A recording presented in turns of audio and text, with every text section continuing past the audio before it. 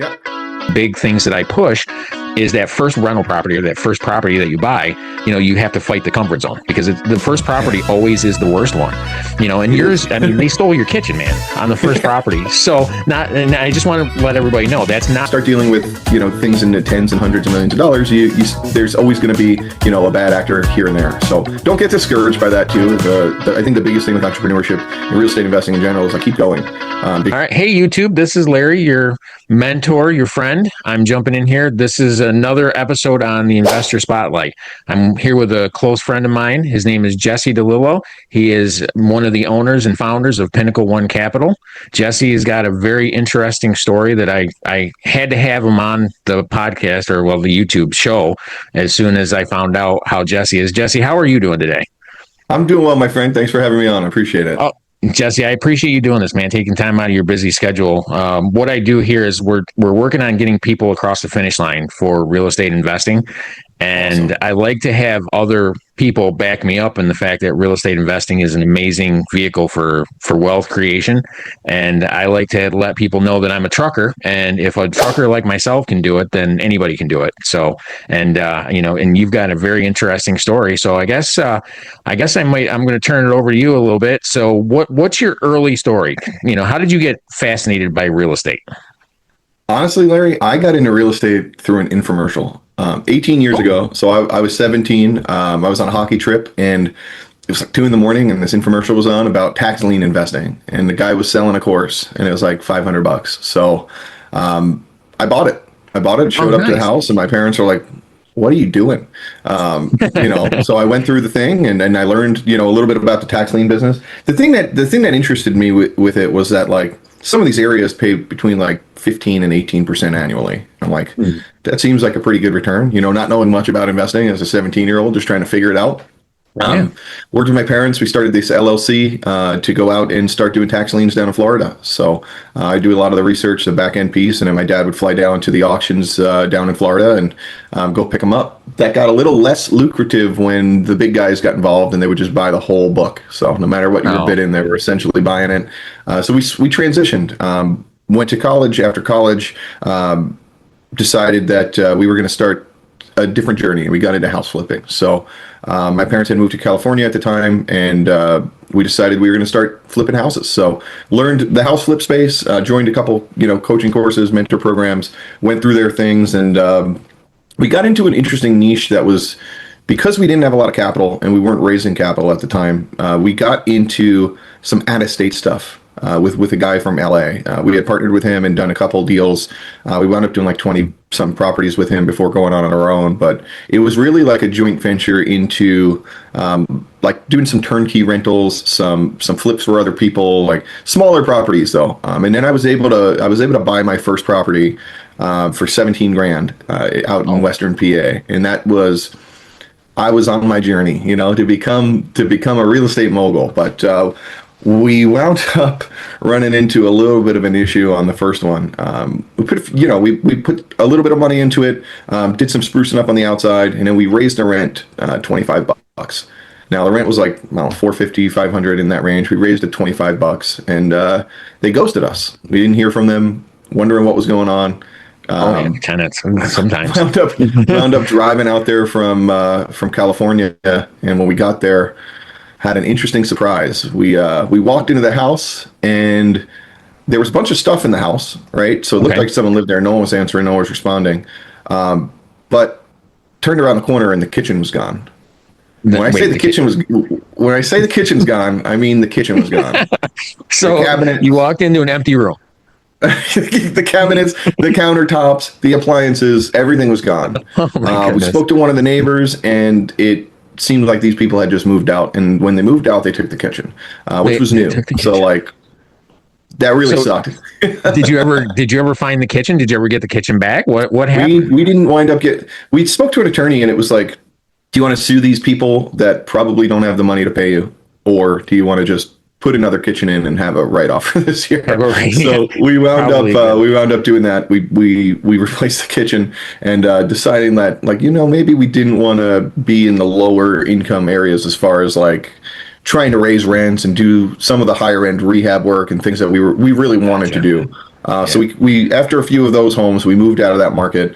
We sold them on seller financing, which was a great deal. For those of you not familiar with selling things on seller financing, like we bought this house for 17. I put in a few grand, and then I put in another kitchen. I think I wound up all in 15,000 into this house beyond that, which is almost what I paid for it. Only because I had to replace the kitchen again. But normally you don't have to do that.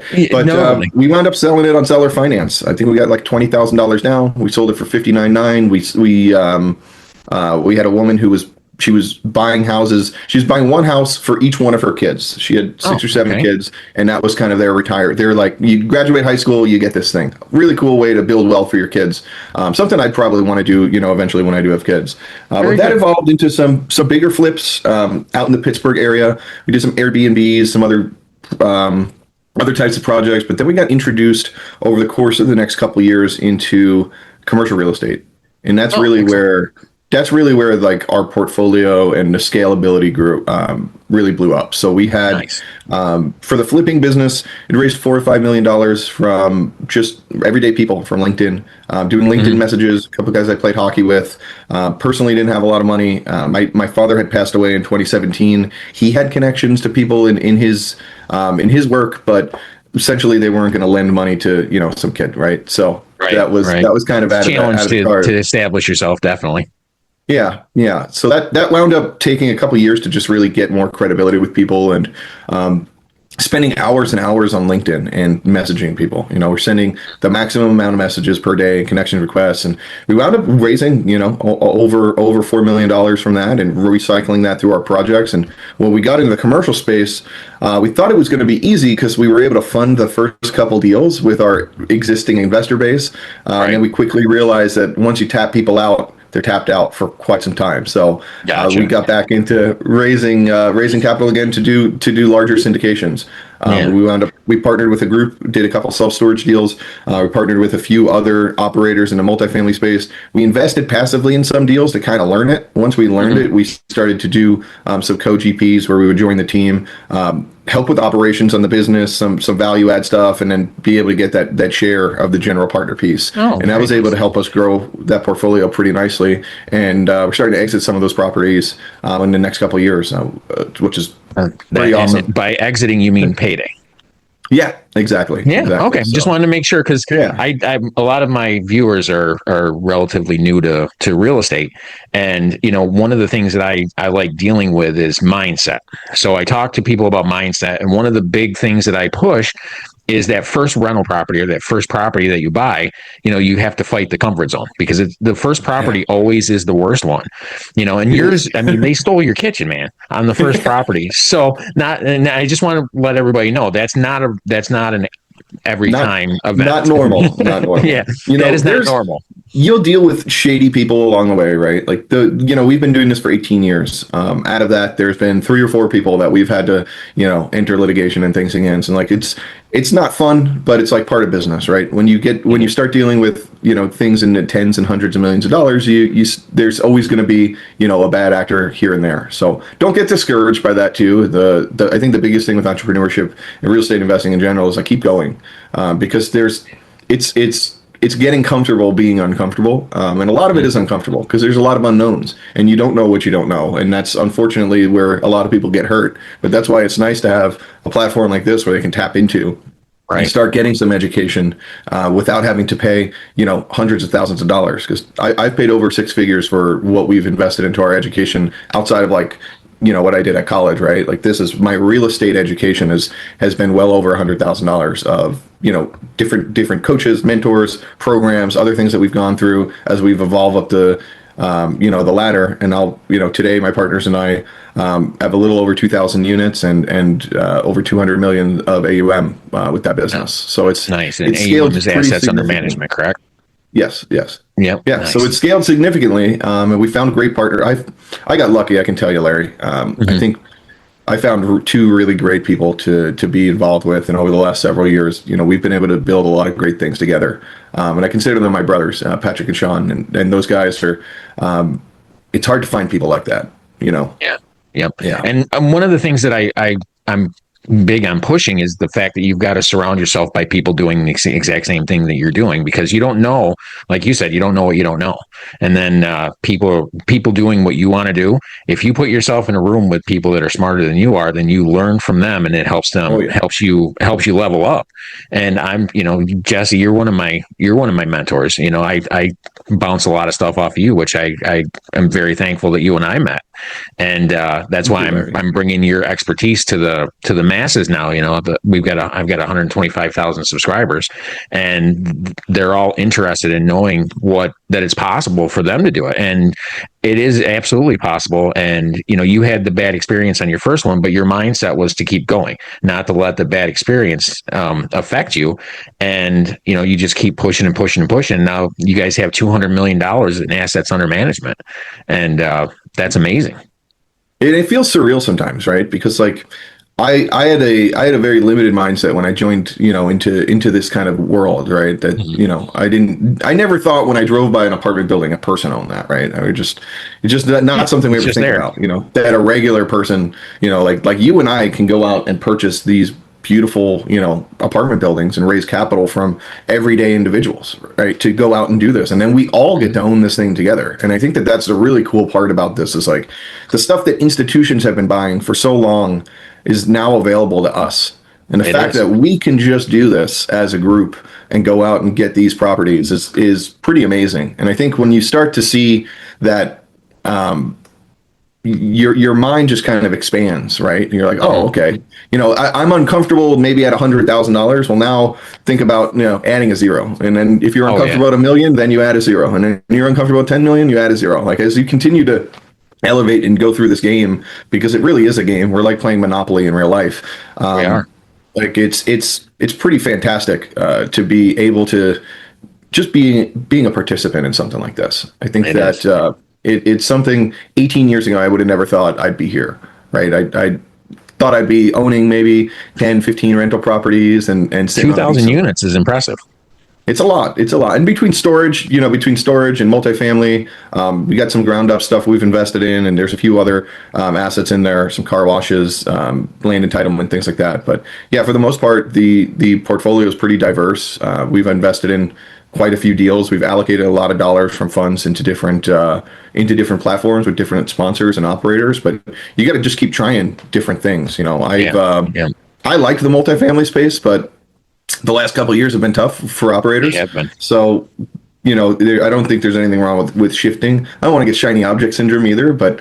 sometimes for us, we have a fund. So when we are allocating our fund dollars into something, sometimes it's already diversified for us. So we're not having to, Gotcha. specifically go out and pick up a bunch of those assets. But we found that we really enjoy the allocation space. And for those of you who are new to this, essentially what we do is we raise capital in our fund from retail investors, and then we take larger chunks of that money and we invest it with operators that we vetted or invested with in personally. So we'll take if you were to go out and you wanted to put $100,000 into somebody's deal, you would probably get like a standard, you'll hear this split, like a 70-30 split, where 70% of the income and the gross proceeds go to you as the investor, and then 30% goes to the managers. What we get at Pinnacle, because we're going to take 10 people's $100,000 checks Right. and write $1 million check, we wind up just getting a better split on the money. So we'll get like a 90-10 on that. We'll also participate in the management activities. So we'll get a general partner share, and then any fees the general partners get, we get those as well. But we blend our general partner share, our fees, and our limited partner share all into one bucket with our investors, and then we split that with our investors 80-20. So they wind up getting 2 to 3% better return than they would if they were to go directly into the deal, and they get the benefit of all the deals that are in the fund rather than just putting all your eggs in one basket. So Oh, very good. yeah, it's a cool way that we've set it up, and I think that it's pretty unique. We kind of copied one of our investor one of the groups we've invested with. They have a similar type of fund, a little bit different structure on the returns, but yeah, we liked the model and we thought it was beneficial to the investors because they get to take advantage of multiple deals rather than one, and then obviously all of our years of operations and expertise put together, vetting these properties and being able to probably see 100 to 150 deals that we would like to do, and then we wind up allocating into 4 or 5 of those. So we really narrow it down deal after deal after deal Gotcha. when we go through that whole underwriting process. So Right. Oh, yeah, and it's fascinating, and one of the takeaways I think that I'm getting from you on your illustrious career is that it's a constant battle with the comfort zone, because yeah, every time you get comfortable with the next level, you're already catapulting yourself through the comfort zone to the next level, to the next level, to the next level. So, and I want my subscribers to know that that's basically what real estate is. I mean, you get comfortable being uncomfortable, and if you can yeah. master that skill, then the sky's the limit for everybody. Yeah, and I always I think, Larry, when you're in your comfort zone, you're not really operating to your full potential. And you don't really know what your full potential is unless you're pushing the limits. So Yeah. I think I have a very abundant mindset now. I think that with that our kind of trajectory is limitless. I don't think that there's a reason to stop at certain points, because if you do get comfortable, then like, what are you doing with your life? Yeah. Yeah. At Yeah. 35, I got plenty of other things I want to do, but I want to continue to build up a portfolio of real estate that's going to take care of the next generation in my family, because we didn't have that. My father worked 2 and 3 jobs. My mother, worked multiple jobs as well. So we didn't come from a place where there was a lot of money, and we got a job the moment the moment we were able to legally work. We went out and got our W-2 job, and then we just worked little side hustles in between. So we're always in that entrepreneurship mode. My older brother and I would do a lot of landscaping and snow shoveling and really anything that we could do to make a buck. Selling Right. candy at school. He showed me the candy game. That was pretty fun. Yeah. But as Very a nice. kid, like having that mindset of always trying to earn, the next dollar so that we can do what we want to do.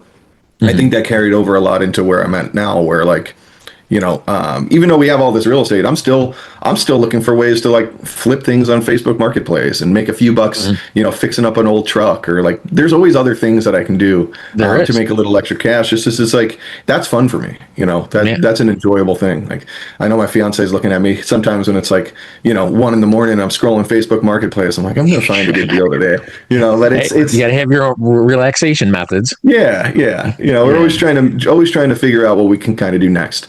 And I think that planning for more than just like the next 3 months or 6 months or a year has been a big help as well.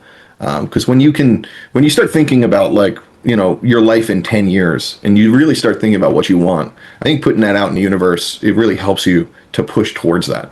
So Yeah. that's one of the things that I really try to focus on as well, is that long-term planning, and delayed gratification, because real estate is not get rich quick. It isn't. You know this It's from not. being in it for No. 30 years, Larry, right? Oh Like yeah.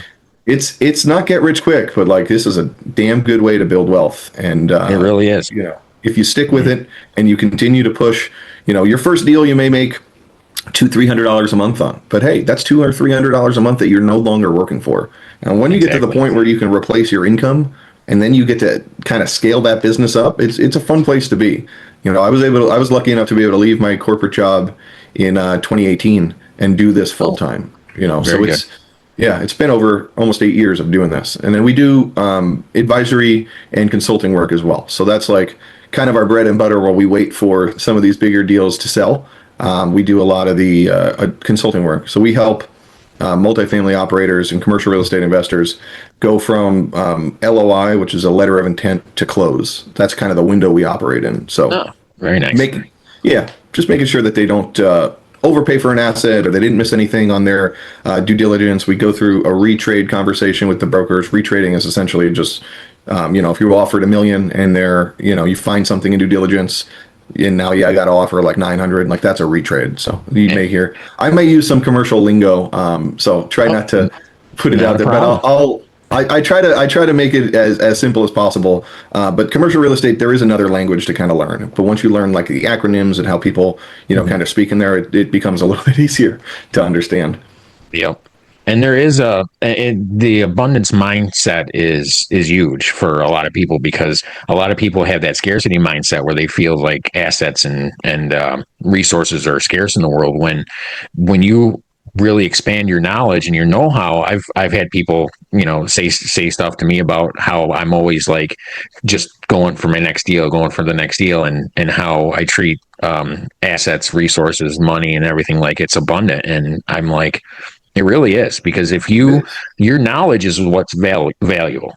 So you started out, you've learned how to do everything that you know how to do, and you go out and find these deals. So in essence, you can get into these deals as a GP. I know a lot of time you jump on to certain things, and it it helps that you have the knowledge, and people bring you the money, and money just shows up. Honestly, if you know what you're doing, then the money finds you. Honestly, the other piece of that, Larry, too, is like if you have a really good deal, the money does generally come to it. And if you're struggling to raise on a deal, there's usually a reason why you're struggling to raise on a deal. Like Yeah. that's one of the things in our consulting side of the business is that when we're advising our clients and we say, hey, like this is not a good deal, I would not go for this deal. And then they still go for the deal. Mm-hmm. And then you see that they That can't raise the money. And it's like, look, we told you you not didn't to. need to So lose 200 yeah, grand of earnest money. You could have just listened earlier, when we right. tried to warn you that there's Yeah, something wrong with you. These are a bunch of red flags in a deal. Like we had a yeah. group that was, they didn't wind up engaging with us probably because we told them the truth. But That could we be. wound up, they went through this and they're beating their head against the wall trying to raise this money, and they're going all in on something. And it's like, a simple way to look at like risk in real estate. Look up the 10-year treasury. If you pull up the 10-year treasury, you can see that it's like was it 4.25, 4.7, whatever it is. Whatever that number is, that's kind of like the no risk rate. So if I'm not making at least that number, why would I buy a deal, right? And then like for commercial real estate, like the beautiful, best location, class A, like the nicest real estate that you could possibly buy is usually trading anywhere from a point and a half, a point and a quarter, a point and a half above whatever that 10-year treasury rate is. So let me pull up the 10-year quick. If I look at the 10-year treasury today, it's 4.672. So I can leave my money in treasuries and earn 4.6%, and my money's liquid and I don't have to take any risk. That's the no risk rate.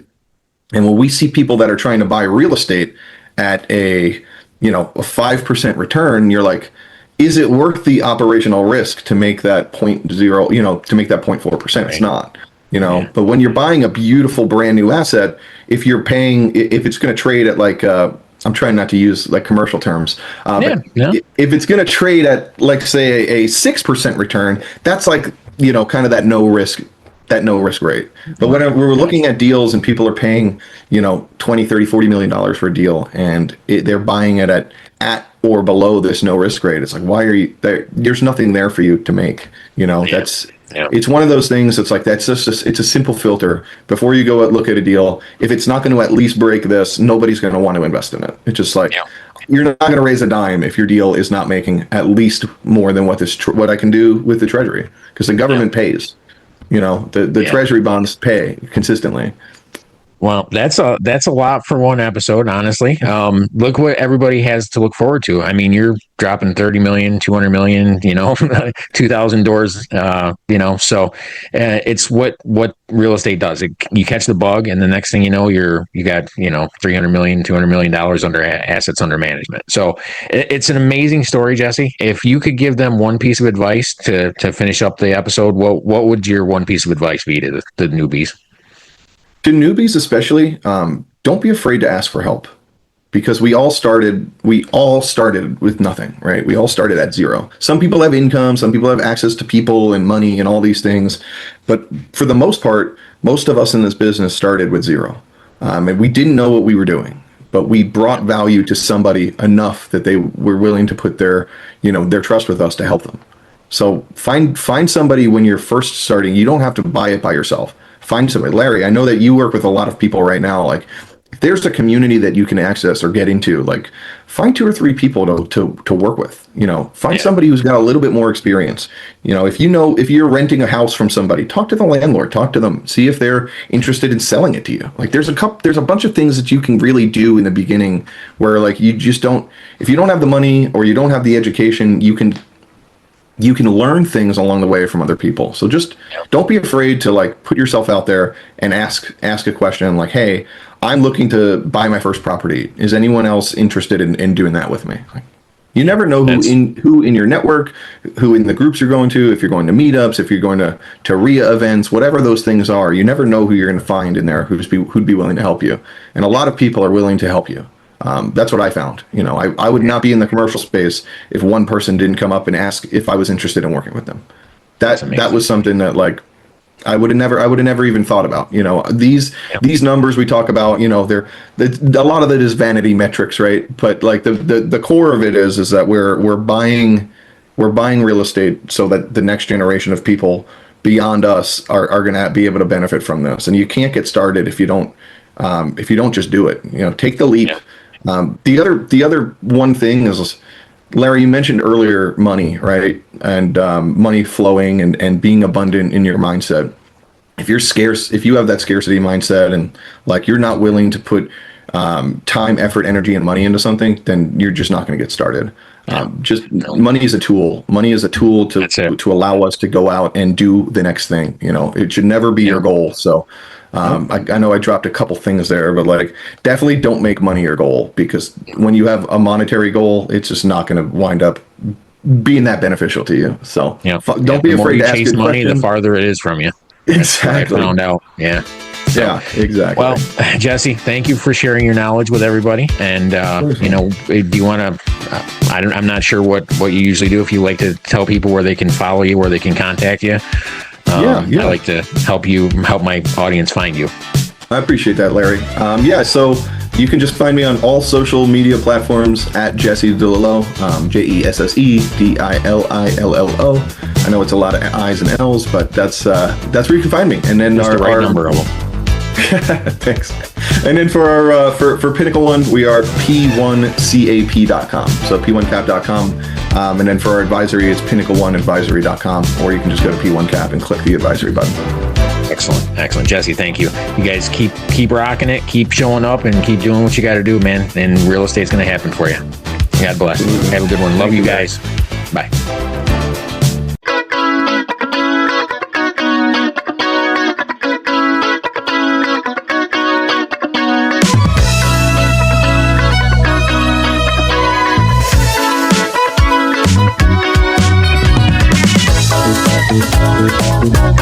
Thank you.